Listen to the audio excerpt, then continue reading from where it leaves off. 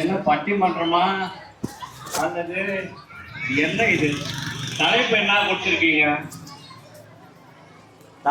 கொடுத்திருக்கீங்க? குடும்ப நிர்வாகத்தை பெண்களா என்று கொடுத்திருக்கிறீர்கள்.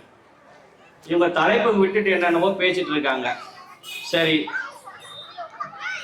இப்போ காலத்துக்கே வந்துடுவோம்.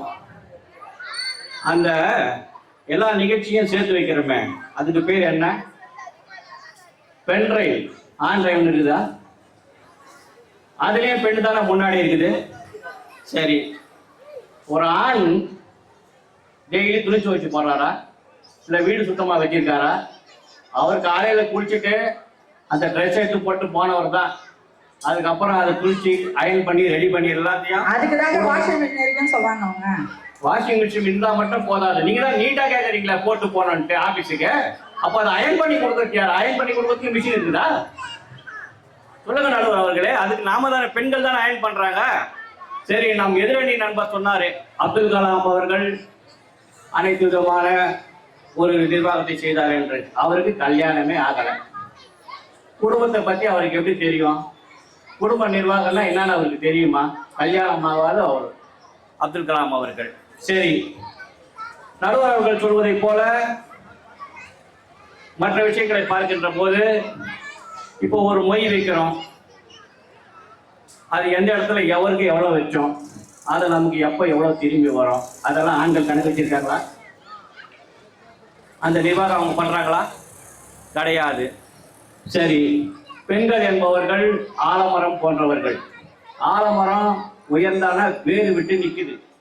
அப்போ அந்த ஆலமரம் வேறு விட்டு நின்று நிழலை கொடுத்து, அதை போலத்தான் குழந்தைகளை பெற்றெடுத்து தன்னுடைய சந்ததிகளை வளர்த்தெடுத்து அந்த நிர்வாகத்தை செய்யக்கூடியவர்கள் ஆலமரம் போன்ற பெண்கள் ஆவார்கள். சரி, ஆண்கள் படத்தையே சொன்னார் திரு நாகராஜன். ஏன் பெண்கள் மேல படம் இல்லையா? பெண் புத்தி முன் புத்தி இருக்கு, மனைவி சொல்லி மந்திரம் இருக்கு. மனைவி பேர்ல எத்தனையோ படம் வந்திருக்கு. சரி, மறுமலர்ச்சியில சொல்றாரு அந்த பாட்டு நன்றி சொல்ல உனக்கு. அது ஸ்டார்ட் பண்ணும்போது யார் பண்றாங்க? பெண்கள். மம்முடி பண்றாங்க, ஸ்டார்ட் ஆகல. அப்ப தேவயானி பண்றாங்க, ஸ்டார்ட் ஆகுது. அதையும் பெண்கள் தான் நினைக்கிறாங்க முன்னாடி. அதுக்கப்புறம் பெண்கள் பெண்கள் பெண்கள் தான். பெண்கள் இல்லைன்னா உலகம் எங்கேயுமே கிடையாது. சரி, இந்த அமைப்பிலேயே பார்க்கின்ற போது பெண்கள் இல்லை என்றால் எதுவுமே நடக்காது. சரி, அதுக்கு ஒரு பாட்டு வைரமுத்தை எழுதி வச்சிருக்காரு. வைரமுத்து அவர்கள் அந்த பாட்டு எழுதி வச்சிருக்காரு பாருங்க. ஆவதும் பெண்ணாலே மனுஷன், அழிவதும் பெண்ணாலே, வாழ்வதும் பெண்ணாலே, அவனே தாழ்வதும் பெண்ணாலே. ஆவதும் பெண்ணாலே மனுஷன், அழிவதும் பெண்ணாலே, வாழ்வதும் பெண்ணாலே, அவனே தாழ்வதும் பெண்ணாலே. தெற்கு மதுரையில் கற்பு சுடற்பட்டு வென்றதும் பெண்ணாலே, அன்று விளையாட்டு சிறுபிள்ளை வீர சிவாஜியானதும் பெண்ணாலே.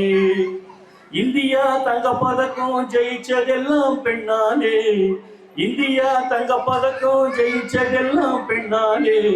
அந்த வழி இந்த மக அரசாட வந்தாளே.